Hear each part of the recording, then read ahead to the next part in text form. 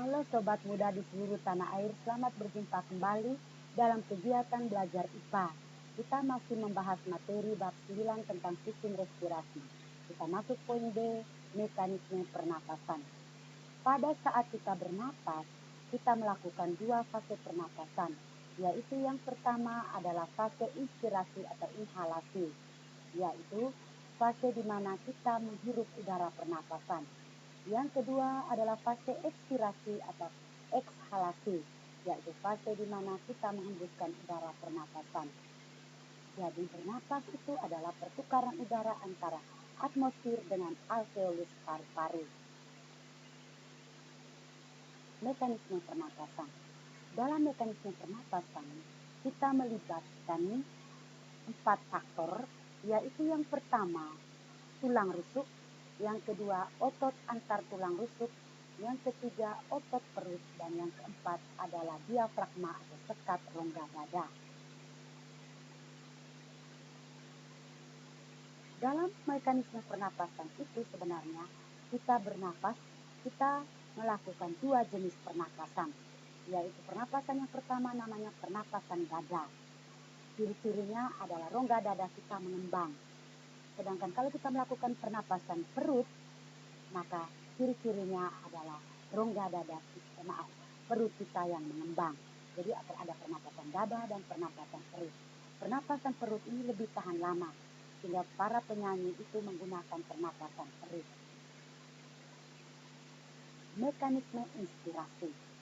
Pada saat kita menghirup udara, itu jika otot antar tulang rusuk ini, berkontraksi, sehingga sekat rongga dada atau diafragma akan turun ke bawah atau mendatar dia, sehingga volume rongga dada kita ini membesar atau mengembang, maka paru-paru di dalam rongga dada juga ikut membesar atau mengembang. Akibatnya udara dari luar paru-paru, dalam hal ini udara dari atmosfer, masuk ke dalam paru-paru kita. Berikut fase mekanisme ekspirasi. Jika otot antar tulang rusuk kita ini berelaksasi, maka diafragma akan kembali normal, bersedia naik ke atas dalam posisi melengkung, sehingga rongga dada kita ini volumenya menjadi mengecil, dan paru-paru di dalam rongga dada juga ikut mengecil. Akibatnya udara di dalam paru-paru itu tertekan keluar ke atmosfer. Pernapasan dada. Bagaimana pernapasan dada? Satu, inspirasi dan ekspirasi. Satu, otot antar tulang rusuk berkontraksi. Otot antar tulang rusuk pada ekspirasi berelaksasi. Pada inspirasi tulang rusuk terangkat. Pada ekspirasi tulang rusuk kembali normal. Pada inspirasi volume rongga dada membesar. Pada fase ekspirasi volume rongga dada mengecil. Pada fase inspirasi paru-paru akan membesar atau mengembang. Pada ekspirasi paru-paru kembali normal atau mengecil. Pada inspirasi tekanan udara dalam paru-paru turun. Pada ekspirasi tekanan udara dalam paru-paru akan naik. Akibatnya pada inspirasi udara dari luar atmosfer masuk ke paru-paru, pada ekspirasi udara dari paru-paru keluar ke atmosfer. Berikut pernapasan perut. Di sini yang pertama, otot diafragma berkontraksi. Maka pada ekspirasi otot diafragma berelaksasi. Yang kedua, diafragma mendatar, sedangkan ekspirasi diafragma melengkung. 3, inspirasi volume rongga dada membesar, ekspirasi volume rongga dada mengecil. 4, inspirasi paru-paru mengembang, ekspirasi paru-paru kembali normal. Yang kelima, pada inspirasi tekan udara dalam paru-paru turun, sedangkan pada ekspirasi tekan udara dalam paru-paru naik. Akibatnya, udara dari luar atmosfer masuk ke paru-paru pada fase inspirasi, sedangkan pada fase ekspirasi udara keluar dari paru-paru menuju atmosfer. Berikut volume udara.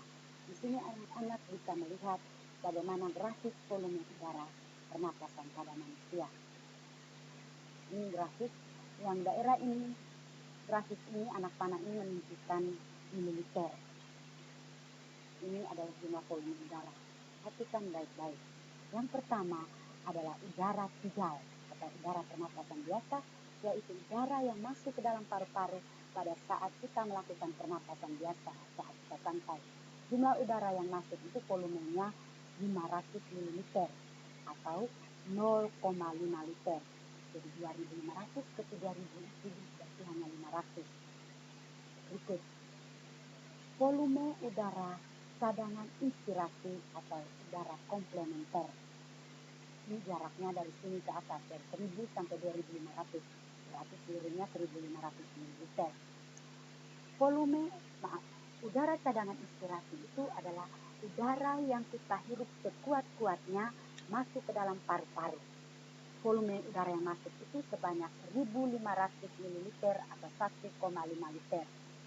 Yang ketiga adalah volume cadangan ekspirasi atau volume udara suplementer. Udara suplementer atau udara cadangan ekspirasi adalah udara yang kita hembuskan sekuat-kuatnya. Udara yang keluar pada saat kita menghembuskan nafas sekuat-kuatnya itu sebanyak 1500 ml atau 1,5 liter.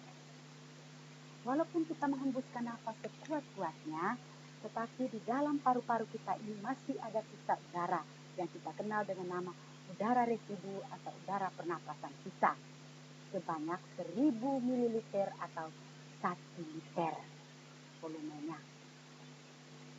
Berikut ini adalah jarak dari sini sampai sini atau dari sini ke atas. Ini adalah kapasitas sisa paru-paru. Kapasitas sisa paru-paru itu adalah jumlah total volume udara cadangan ekspirasi, volume cadangan inspirasi, dan volume udara tidal. Berarti jumlahnya 1500 tambah 1500 tambah 500 berarti 3500 ml atau 3,5 liter. Jadi kapasitas sisa paru-paru itu sebanyak 3,5 liter atau 3500 ml. Berikut ini adalah dari sini ke atas ini adalah kapasitas total paru-paru, artinya udara maksimal yang tertampung di dalam paru-paru manusia itu sebanyak 4.500 ml, jadi kurang lebih 4.500 ml. Jadi semoga penjelasan ini dapat membawa manfaat bagi anak-anak muda di seluruh tanah air. Terima kasih atas perhatiannya.